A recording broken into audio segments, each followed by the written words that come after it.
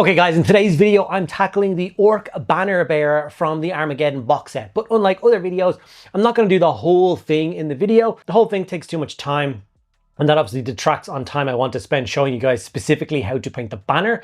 So what I have done in preparation for today's video is paint the guide. The Orc is fully done, based, ready to rock and roll. There's just a big blank banner and banner pole. Not a single touch of paint has gone onto that. And then in this video, we're going to focus on getting that done from the very beginning to the very end. And hopefully by the end of it, you'll have absolutely no trepidation about pulling that model out of your Armageddon box set and getting some paint on it.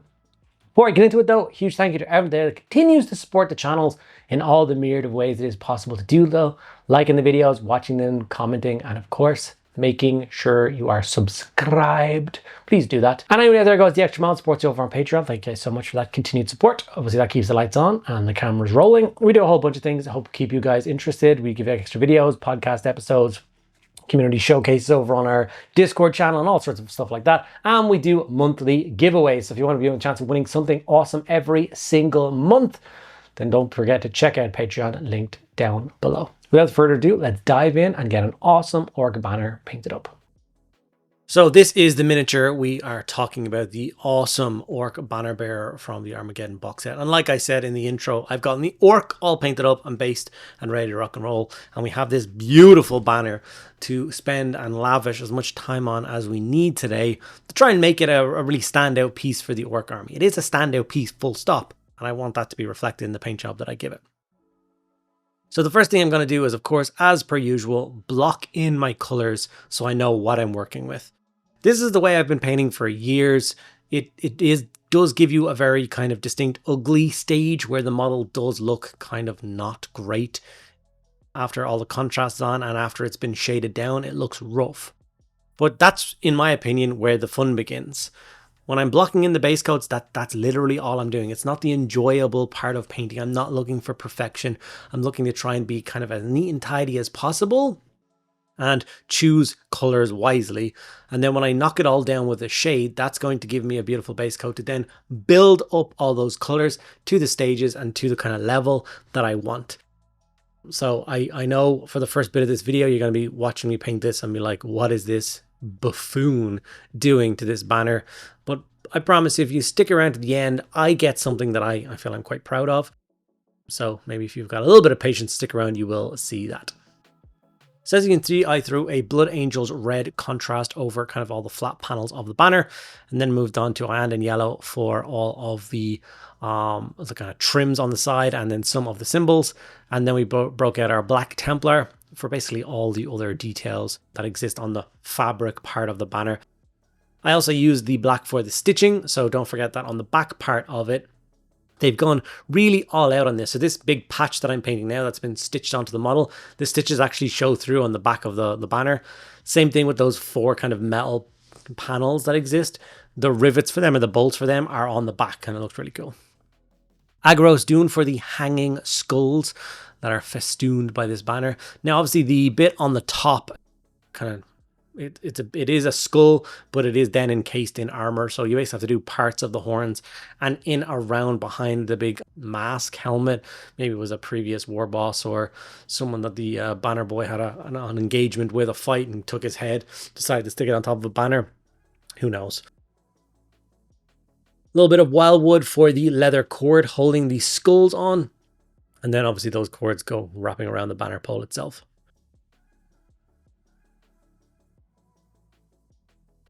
Last but not least, for the base coats, it is Leadbelcher, and that's what we're going to use for the entire kind of pole. So obviously we got to paint this in and be careful not to hit any of those flat kind of extra details that I'm going around here. Just when you want to leave them yellow, white, and black, red, whatever color you're doing them, just hit the silver in kind of the right points. So with all those base coats on, I'm going to go for Army Painter Blacktone. I've started to gravitate a little bit more kind of towards the Army Painter tones for base coating or for shading my miniatures down these days, because they are very reminiscent of the original shades from Games Workshop. Obviously the Games Workshop changed the shades a number of years ago to smaller bottles and to much weaker tones. They suggested that it leaves a better result, not dulling down the colors as much, but I always preferred it. I always preferred that you knocked the kind of paint job way down with the shade and the contrast. And like I said, that gives you that beautiful base coat to start working up those colors. Now I know there's a little bit of pooling. I know the red isn't particularly smooth, and that wouldn't matter if I was leaving it like this. But because I know that I'm going to be building up those colors, it doesn't really matter. So the first color I'm going to lavish my attention on is the red. And the kind of technique that I'm going to be going for with this is kind of like a scratchy highlight is what I tend to call it in most of my videos. It's kind of like an overbrush.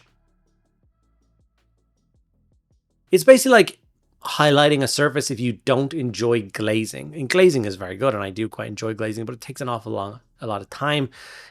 And it's a kind of a difficult skill to learn, where anyone can do what I'm doing here right off the bat. All you're doing is loading up the brush, and you're basically focusing on the tip of the brush, and you're going in with kind of sharp, choppy lines, leaving behind some of the previous color to add texture to the fabric, and then kind of tricks the mind into kind of a level of depth in the painting that isn't really there, but it does work a treat. And basically all I'm going to do is try to separate all the different volumes of the piece. You can especially see it on the back. All those different folds and creases are kind of different areas, and you can leave the shading around each of those, and then go in the center with those brighter colors. So after that, we jump up to Evil Sunz Scarlet, and basically each and every step that we do, we're just kind of pushing the tone further, but we're doing exactly the same step. We're going lighter, and we're going for less surface area. So that means we're leaving behind more of the two previous colors than we are with this. And this is, of course, going to make the banner pop quite nicely.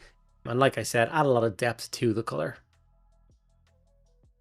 It's the kind of technique that I've been using on certain kind of capes and stuff for a long time on my Custodes or Space Marine Captains. These are the red tones and the kind of process that I will go through. You can go for a little bit of a less scratchy technique when you're going for something like a well-made and well-maintained Space Marine Captain's cape. But for an old ratty orc banner, God only knows where they got this fabric from. Perhaps from an old Space Marine Captain that they have dispatched, which is kind of a sad thought, but that's the orc mentality for you. You can see the red start to take its shape. Obviously, you're not seeing any of those kind of splodges left behind from the shade or the contrast. It's starting to become a little bit more solid, but like I said, with a lot more tones. So when we jump up to the Wild Rider Red, which is obviously almost like a touch of orange to it, you can see the brush strokes becoming slower and obviously more distance apart. Once again, like I said, I'm going to keep repeating myself, just to leave those previous colors behind. You want to be able to see the full kind of gradient of tones.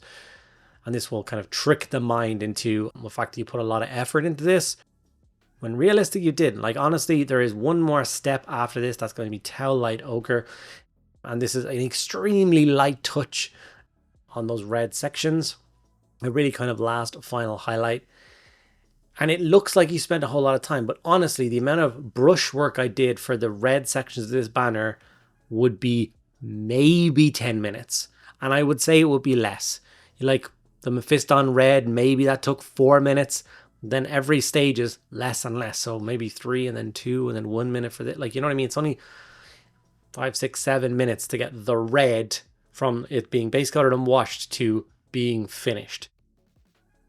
And I think that's a great thing to have for doing certain armies. You need that achievable level. Like if you're doing Custodes and you're kind of looking at a squad of 10 guys and they all have red capes, you want to get a nice result, but you don't want to spend an hour on each cape. Who's got that time? I don't. Maybe you do. I don't. So these kind of quick, easy and effective techniques I think are super useful for people who are trying to achieve a nice standard across an entire army. So there's all the red done and finished. We're going to add a little bit of weathering powder to it at the end to make it feel a little bit more like it's on Armageddon. But I like how it looks. I would love for everyone to now, like, obviously, if you feel inclined to do so, let me know in the comments what you think of the red. And be brutally honest about what you thought about it after I just put on the contrast and shade. Did you think, oh my God, this idiot is ruining this? And then do you think that it looks really nice now? Or do you still think it looks a little bit odd? Right, now time to work up the yellow. So the first thing I'm doing is grabbing an Averland Sunset. Obviously, yellow is quite a weak color. So I went straight back to a base coat yellow. And I did a highlight or a layer job on all those yellow bits. Once again, exactly like the yellow. It's those scratchy line highlights. And obviously, there's not as much surface on the yellow section. So it's not going to come across as well as the other bits. but it will match it when you get to kind of the end and they're all kind of layered the same style. It'll all match and look great. So Averland Sunset mixed in with a little bit of Euro Yellow. Once again, a nice kind of scratchy highlight with that. You're not trying to get full coverage. You're going more for the edges, like a little bit of an edge highlight, but a lot fatter, and running that down the sides. And then going for kind of the center of those two squares you can see that are on the banner in yellow. We're going to hit those with that. And then, of course, the weird symbol that I'm currently layering up. It's like Batman symbol or something. It's a bit weird. Now, there was a weird thing now where I was looking at the colors that I had chosen at this point, and something kept rattling around in my brain. And I'm not going to say it to you, but do these colors make you think of anything specific? And if they do, put that in the comments as well, because it was quite funny. Next, I jumped up to Ice Yellow, and this is where I went in with those sharp edge highlights, just adding that nice kind of stark line along some of the kind of rougher edges.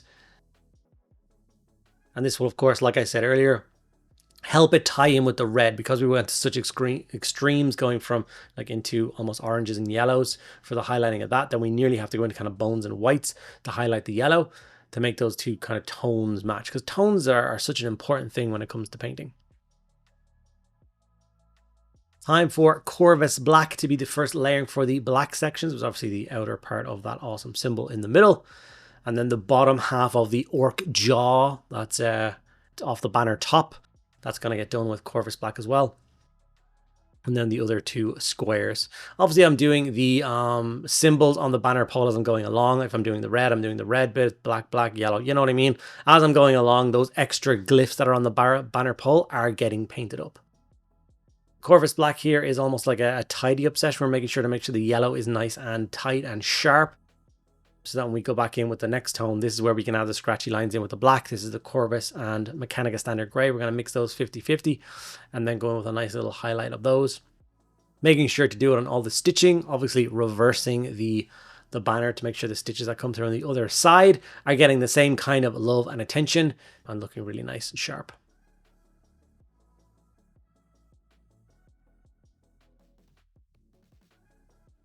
Now, we did want to push the black up, like I said, like the red. So we're going to go to Mechanicus Standard Grey purely now and add that in as the first kind of edge highlight. And you can see me working around that awesome orc jaw now. The red that is on the top half of that jaw was done exactly the same as the banner. So if you're curious as to how that's suddenly red, it was done at the same time with the same tones. As you can see, I'm going around the edges with the Mechanica Standard, not going too crazy, and then jumping all the way up to Celestra Grey for the kind of final highlight of that, to make it pop and stand out. You got to remember as well, there's this whole concept of like, if someone looks at your army, what are the standout pieces going to be? And that's where you should lavish the most attention on to give your army kind of the appearance of a lot of work and effort. So they're not going to, crouch down and look at every single boy in a unit. So you can do those kind of quick and dirty. They look across an army, they're going to see banners. Banners are meant to be seen, meant to stand out. So if you put a little bit of extra effort into your banners and have them in the middle of your army, it's going to sell the effect that your entire army looks amazing when some of it is really fastly done. Like some of my orc army is going to be really fastly done. So yeah. Morghast Bone is the first coat for the bones, the skeletons and the skulls that exist. And obviously I'm taking my time with that. Usually I struggle a little bit with bones. I don't know why. Highlighting skulls just seems to be something that is, it's like one of my just Achilles heels. It's something I struggle with. Like obviously around the eye sockets and nose sockets, the chin and the teeth, that's all fine. But that's once you pull it back to the smooth dome at the back, that's where everything falls apart for me. So I'm going to focus on showing you the awesome orc skull, which is an extremely easy thing to paint for each and every one of those steps. As you can see, I'm getting brighter and brighter. I eventually go to pure white for the highlights of the skull sections. And once again, that really just kind of pops, makes it look, those like little sections look awesome. I do go Ushabti Bone and pure white first, 50-50 mix. And maybe I'm going through too many kind of layers and tones, but I'm trying to match it to the amount of highlights and layers that I do for all the other sections, so the effort kind of bleeds across the entire piece.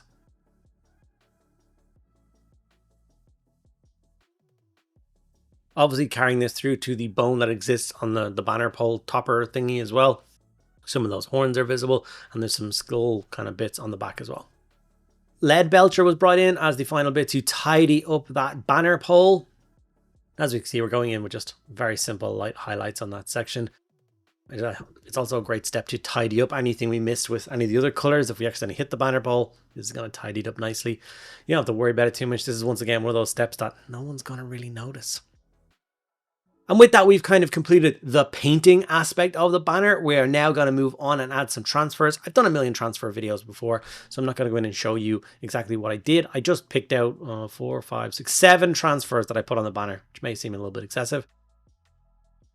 The one I'm really proud of is, of course, mixing these 3 transfers together to give me a cool skull and crossbones look. Because obviously there's quite a lot of surface area.